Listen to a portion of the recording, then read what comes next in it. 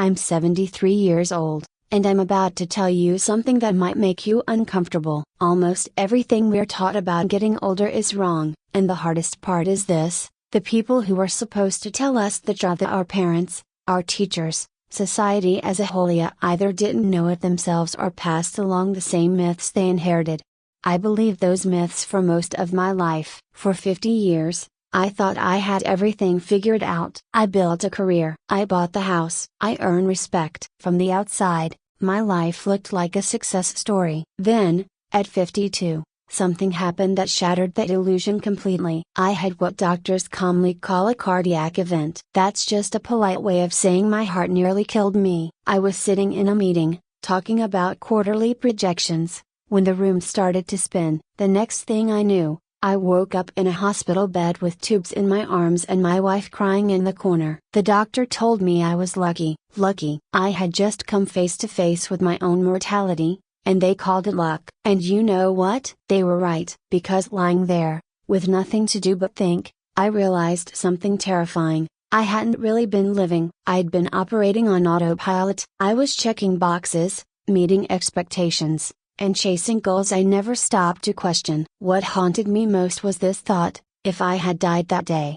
what would I have left behind? A nice house, a retirement account, a list of accomplishments that would be forgotten within a few years. That was it. Here's the biggest lie most people are telling themselves right now: I have time. I'll do that later. I'll live the life I want someday. I hear this from people in their 20s, 30s, even their 40s. When I make more money, then I'll be happy. When I get the promotion, then I'll relax. When the kids are grown, then I'll travel. When I retire, then I'll finally do what I love. Let me save you decades of regret with one simple truth: that day never arrives. The finish line keeps moving. You get the promotion and suddenly you need the next one. You earn more money and suddenly it doesn't feel like enough. You're always chasing something just out of reach, and one day you wake up old, wondering where your life went. I lived this. I spent 30 years climbing a ladder, only to realize at the top that it was leaning against the wrong wall. And the cruel part is,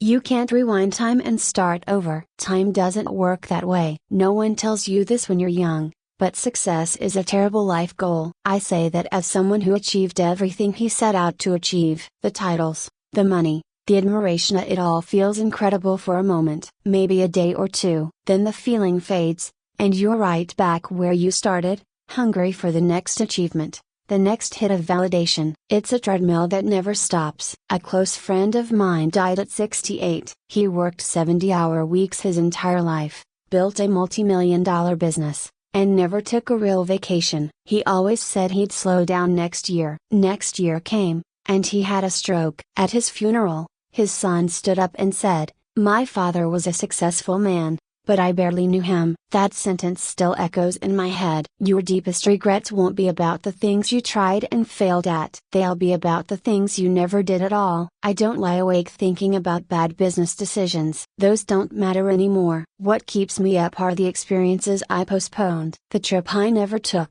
the relationship I let fade, the book I always meant to write, the evenings I missed with my children because I was working late. These regrets don't fade with time. They grow heavier. The missed chances, the words you didn't say, the love you didn't show, the risks you avoided because you were afraid. You think you have endless time with the people you love. You don't. One day, that time will simply be gone. My father died when I was 45. We had a complicated relationship, and I kept telling myself we'd work on it when life slowed down. It never did. He was gone within hours of a heart attack. My biggest regret isn't the arguments we had, it's the calls I didn't make, the dinners I skipped, the small moments I assumed would always be there.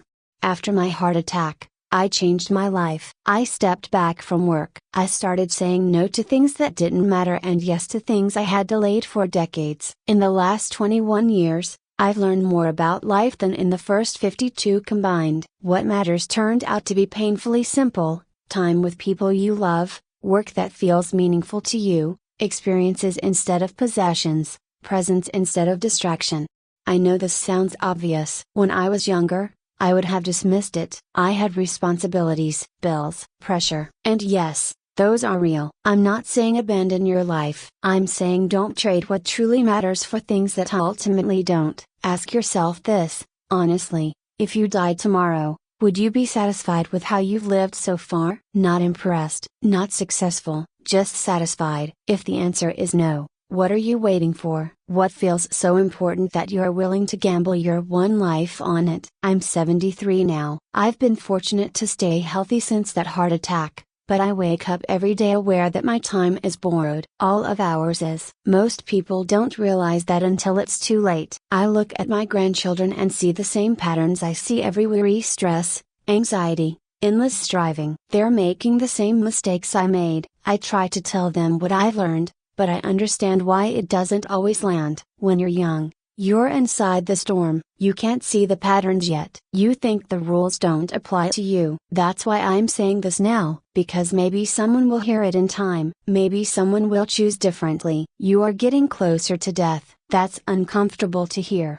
but it's true. So are the people you love. Your parents won't be here forever. Neither will your friends, your partner, your children. These relationships all have an expiration date. So what are you going to do? Keep postponing that phone call? Keep delaying that trip? Keep telling yourself you'll start living later? Or will you wake up today and act like your time actually matters? If I could speak to my 30-year-old self, I'd tell him this: stop trying to impress people who don't matter. Stop sacrificing your health for your career. Stop delaying joy. Call your parents more often. Take the trips. Do the things that scare you. Say no to what drains you and yes to what fulfills you. And most of all, start now. Not next year. Not after this project. Not when conditions are perfect. They never will be. Life will always be messy, complicated, and full of excuses to wait. But if you keep waiting, one day you'll realize you waited your entire life away. I don't know how much time I have left. Maybe 10 years, maybe less, and I'm at peace with that,